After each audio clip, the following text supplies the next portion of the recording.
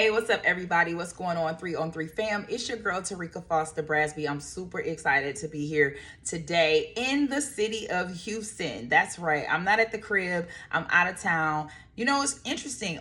All of us actually had something going on this week. Myself, Chris, Sharí. So we're not bringing you a traditional show this week. In fact, this week we're going to try something a little different.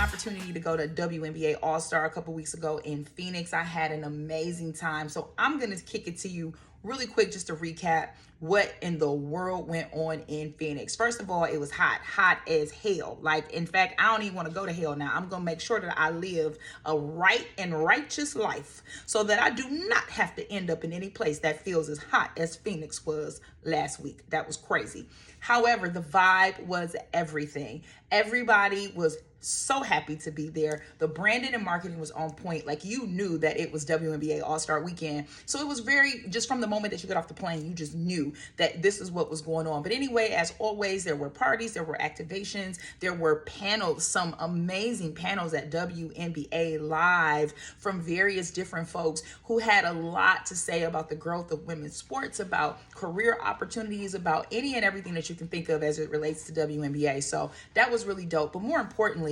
All-Star Friday night, as well as the All-Star game itself, incredible. I honestly hadn't had that much fun in a very long time. We got to see Allisha Gray make history as being the first person to ever win both the three-point competition and the skills competition. And then, of course, on Saturday, watching the game, I was looking like this is a real game. Hey, NBA, that's what an all-star game is supposed to look like. So yeah, it was just so much of everything going on. The fans were out, the star power was out, the celebrities were out. It was a really good time. I can't imagine next year's WNBA All-Star experience being anything less than stellar after what we got an opportunity to witness this week. So if you haven't, make sure you follow me on social media on every platform at She Knows Sports and She Knows Sports _. And you can look at the pictures and see all of the foolishness we was getting into. Now, you know, I couldn't tell you all my business. Some stuff you got to keep to yourself. But it was a lot of fun. So guess what? I'm going to go ahead and kick it to my guy, Chris, and my girl, Sharí, and they can let you know what's up with them and what they've been getting into over the last week.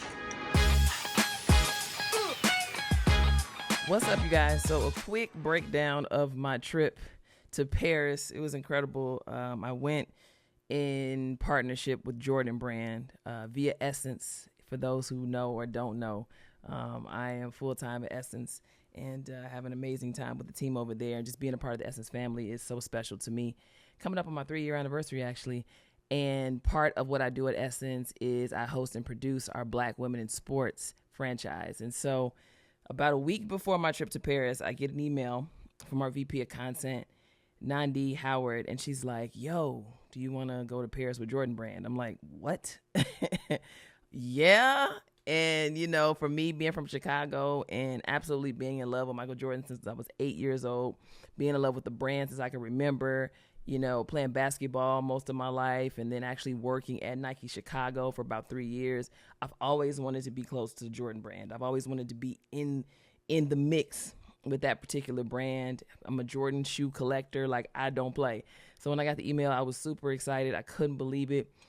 Just felt so surreal. Get to Paris. My Uncle Curtis came with me, and we had the time of our lives. And I've never been to Europe before. This was my first trip over the Atlantic Ocean.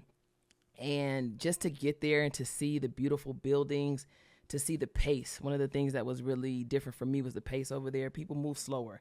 And not like they're not efficient. They just don't move as fast and rushed as we do in America, which I think is a great thing. The food was pretty good. I tried everything. I'm a picky eater, but I literally tried everything. And what was even crazier was I was there right up to, you know, the start of the Olympic Games, which again, I'm in a dream world. And so we got there on the 23rd, I believe. I left on the 22nd, got there on the 23rd, something like that. But, you know, the whole city was prepping for the games at that time. And I remember the day before, the evening before opening ceremonies in Paris, you know, you could feel you could feel the city buzzing, right? So what I was doing was Jordan Brand was having tours and activations on the ground that they wanted to make sure that we were a part of. So I was really with the Jordan Brand family and different content creators that they were hosting, which included myself, that entire week. But on top of that, you could see the signage, you could see the city hustling in that way and moving in that way, and the excitement that was building around the games. And so the night before the opening ceremony, me and my Uncle Curtis actually went to see the Eiffel Tower. Now, there were so many blockages in Paris up to that point, you couldn't drive. You had to walk. So we walked about 3 miles to get there.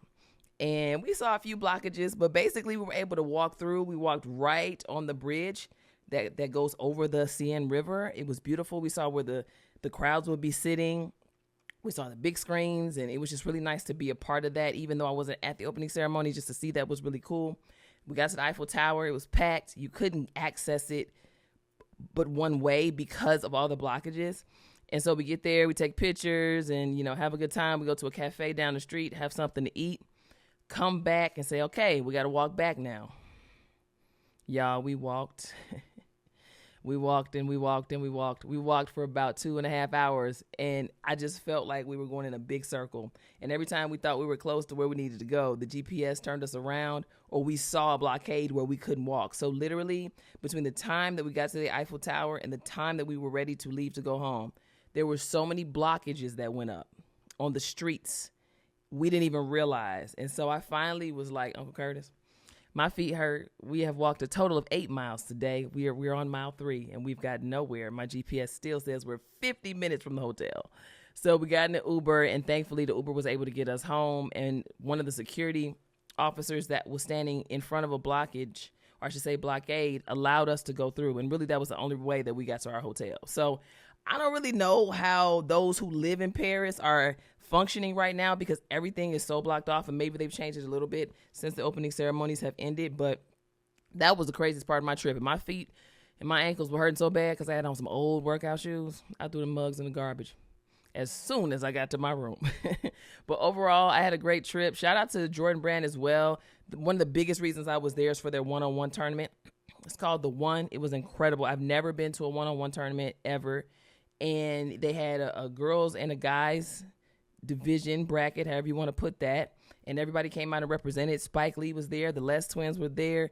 CP3 was there. Quentin Richardson was there. Zion Williamson was there. It was packed. The vibes, the feel.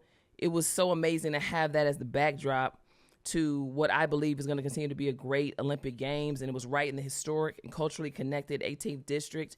And I was blown away. I was blown away, and to watch these competitors compete and play this game and go one-on-one in front of this lively, crazy crowd. You cross somebody over, you'll score the whole crowd to run out and just embrace you. It felt very And One mixtape like, but it was a great way to cap off my trip. So to be in Paris, where I'm able to align myself with two brands that I love, Essence and Jordan Brand, but also be in the mix and feel the sights and sounds of the Paris Games, I don't know what else to say. Like, it still feels surreal. I can't believe that was an experience that I had, but I'm so grateful I did. So that was my little experience. That was my little story. I was sore for a couple of days after that 8-mile walk trying to get to and from the Eiffel Tower, but I'm glad I got over there.